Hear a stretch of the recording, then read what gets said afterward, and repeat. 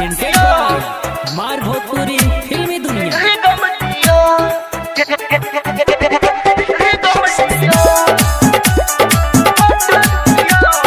Music by DJ Umesh Shukipur बाजार।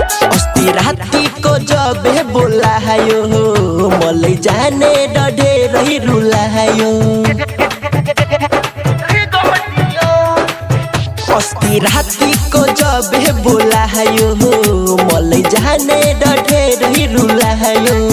छोडी वादायो अधुरा हानी दिहिलमा छुडा छोडी वादायो अधुरा हानी दिहिलमा छुडा एउटा केटीले जाने लियो मुटु माथि मरनी फोटो थियो मायामा मलाई ढेरै गम दियो। मुटु माथि मरनी फोटो थियो मायामा मलाई ढेरै गम दियो।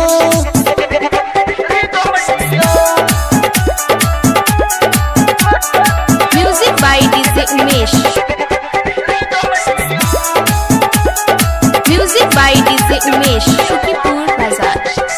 माया तिमलाई गरे भने छु सोडी तोडे ड दिल मेरो गयो छोडी। अब न कोहीसित दिल लगाउँछु खाएर जहरे म मरिहाल्छु।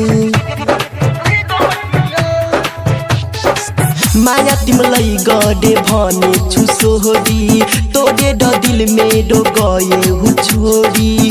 अब न कोहीसित दिल लगाउँछु खाएर जहरे म मरिहाल्छु। मने तिमी छिमी पुग्छ मेरो दिहिलयो दुख्छ मने तिमी छिमी पुग्छ मेरो दिहिलयो दुख्छ। कालो पाइन्ट लागेको केटी थियो मुटु माथि मरनी फोटो थियो मायामा मलाई ढेरै गम दियो। मुटु माथि मरनी फोटो थियो मायामा मलाई ढेरै गम दियो।